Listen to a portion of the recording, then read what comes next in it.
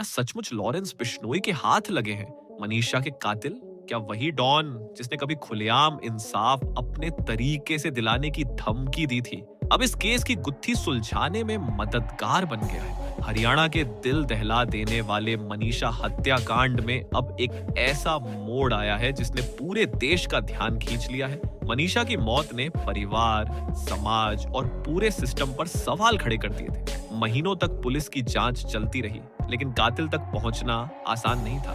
तभी अचानक खबर आई कि लॉरेंस बिश्नोई ने अपने चैनल से जुड़े सूत्रों के जरिए कातिल का सुराग पकड़वाया है। ये खुलासा चौंकाने वाला था, क्योंकि एक तरफ वह नाम जुड़ा है संगठित अपराध से और दूसरी तरफ आज वह न्याय की एक कड़ी खोलने का दावा करता है। अगर आप लोग मनीषा के साथ हैं तो कमेंट में जस्टिस फॉर मनीषा जरूर लिखें। इसी बीच केस सीबीआई को सौंपा गया और यहीं से असली कहानी शुरू होती है। सबूत, गवाह और वो सवाल जिनका जवाब देश चाहता है। सीबीआई ने जैसे ही मनीषा केस की कमान संभाली, पूरे माहौल में सन्नाटा छा गया। एजेंसी की पहली चाल हमेशा सबसे गहरी होती है। उन्होंने केस की फाइलें पलटी, पुराने बयान दोबारा पढ़े और उन जगहों पर पहुंचे जहां पुलिस की नजर शायद ठह। सबसे पहले सवाल उठा, क्या मनीषा की मौत आत्महत्या थी या फिर सुनियोजित हत्या? इस सवाल का जवाब खोजने के लिए सीबीआई ने तीसरी पोस्टमार्टम रिपोर्ट मंगवाई। रिपोर्ट में साफ लिखा था, शरीर पर कई गहरे चोटों के निशान, जो किसी हादसे का नतीजा नहीं बल्कि हिंसक हमले की ओर इशारा करते थे। यहीं से कहानी बदलने लगी। जांच अधिकारियों ने परिवार से लंबी पूछताछ शुरू की।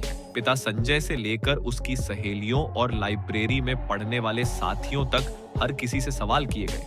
हर बयान को कैमरे पर रिकॉर्ड किया गया ताकि बाद में कोई मुकर न सके। अब तक जितने भी सबूत इकट्ठा किए गए थे, उन्हें दोबारा से परखा गया और यही सामने आया कि मनीषा की आखिरी कॉल्स, उसके कदमों की टाइमलाइन और कॉलेज का कनेक्शन कुछ बड़ा छुपा रहे हैं। सीबीआई की नजर अब सीधे उस नर्सिंग कॉलेज पर टिकी जहां से मनीषा की जिंदगी की आखिरी परतें जुड़ी थी। टीम ने तय किया कि सच सामने लाने के लिए इस दीवार के भीतर झांकना जरूरी है। स्थानीय पुलिस को साथ लेकर एजेंसी सीधे कॉलेज पहुंची और 9 घंटे लंबी पूछताछ का सिलसिला शुरू हुआ। स्टाफ और प्रबंधन से एक-एक सवाल किया गया। हत्या वाले दिन कौन मौजूद था? मनीषा को आखिरी बार किसने देखा? और सबसे अहम, पुलिस को समय रहते सीसीटीवी फुटेज क्यों नहीं दी गई? इन सवालों ने सबको असहज कर दिया। कई बयान आपस में टकराने लगे और चेहरों पर बेचैनी साफ झलकने लगी। गार्ड से लेकर टीचिंग स्टाफ तक सभी को अलग अलग बैठाकर पूछताछ की गई। कैमरे के सामने दिए गए बयानों में घबराहट साफ महसूस हो रही थी। यहीं से एजेंसी को एहसास हुआ कि कॉलेज की चार दीवारी कुछ छुपा रही है, ऐसा राज जो पूरे केस की दिशा बदल सकता है। कॉलेज की जांच के बाद सीबीआई ने सबूतों की डोर थाम ली। एक एक बयान और फुटेज की बारीकी से पड़ताल की गई। इसी दौरान एजेंसी को कुछ नए सीसीटीवी क्लिप मिले जिनकी टाइमिंग पहले की रिपोर्ट से मेल नहीं खाती थी। फुटेज साफ दिखा रहा था कि मनीषा कॉलेज के भीतर किन रास्तों से गुजरी और आखिरी बार किस जगह पर रुकी। इसके अलावा पोस्टमार्टम से जुड़े संरक्षित सैंपल्स को दोबारा एम्स दिल्ली भेजा गया। सीबीआई को शक था कि पहले की रिपोर्ट में गड़बड़ी की गई थी। जब जांच हुई तो साफ हुआ कि चोटें साधारण नहीं थी, ये हत्या का सीधा सबूत थी। इतना ही नहीं, एजेंसी ने सस्पेंड पुलिसकर्मियों और कुछ अफसरों से भी पूछताछ की ताकि ये समझा जा सके कि शुरुआती जांच में लापरवाही क्यों हुई। धीरे धीरे परतें खुलने लगी और मामला सिर्फ हत्या तक सीमित नहीं रहा, बल्कि सिस्टम की सच्चाई भी उजागर होने लगी। अब सीबीआई ने ध्यान परिवार और गवाहों की तरफ मोड़ा। सबसे पहले मनीषा के पिता संजय से लंबी पूछताछ की गई। सवाल सीधे थे, आखिरी बार बेटी से कब बात हुई, उस बातचीत में क्या कहा गया और जिस रात उसके फोन से कॉल आई तब आप कहां थे? संजय ने बताया कि 11 अगस्त की शाम 6:26 पर मनीषा का कॉल आया था, मगर वह रिसीव नहीं कर पाए। बाद में कॉल बैक किया तो फोन बंद हो चुका था। एजेंसी ने यह जानकारी कॉल डिटेल्स और लोकेशन से मिलाई। नतीजे ने जांच की दिशा ही बदल दी। मनीषा की लोकेशन उस रात कॉलेज के पास ही दिख रही थी।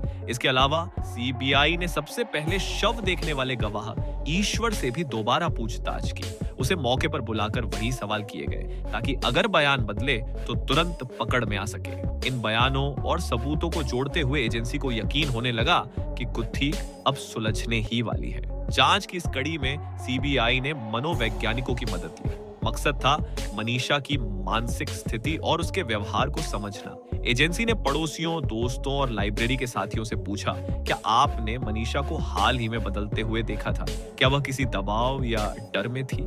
हर जवाब को विशेषज्ञों तक पहुंचाया गया। मनोवैज्ञानिकों ने रिपोर्ट दी कि मनीषा न तो आत्महत्या के मूड में थी और न ही अवसाद में, बल्कि उसके हाव भाव बताते थे कि वह अपनी जिंदगी के लिए योजनाएं बना रही थी। यह निष्कर्ष स्पष्ट संकेत था, उसकी मौत किसी साजिश का हिस्सा थी। इसी बीच लाइब्रेरी संचालक और मनीषा की सहेलियों से हुई पूछताछ में नए राज खुले।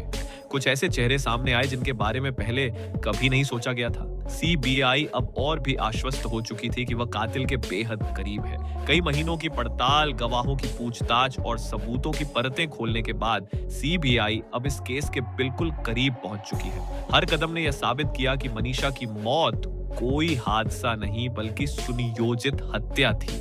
कॉलेज से लेकर सिस्टम तक हर जगह छुपी हुई सच्चाई धीरे धीरे सामने आ रही है। लेकिन लोगों के बीच अभी भी एक सवाल गूंज रहा है, क्या लॉरेंस बिश्नोई ने सच में मनीषा के कातिलों तक पहुंच बना ली थी? सच्चाई यह है कि अब तक लॉरेंस बिश्नोई ने मनीषा के अपराधियों को अपने हाथों नहीं पकड़ा। उसकी तरफ से फैली खबरें सिर्फ कयास भर थी। असली जिम्मेदारी अभी भी सीबीआई के कंधों पर है। एजेंसी लगातार जुटाए गए सबूतों और गवाही के सहारे अंतिम कड़ी तक पहुंच रही है। बहुत जल्द वह चेहरा सामने आएगा जिसने मनीषा की जिंदगी छीन ली। अब पूरा देश इंतजार कर रहा है उस पल का, जब न्याय की दस्तक सच में सुनाई देगी।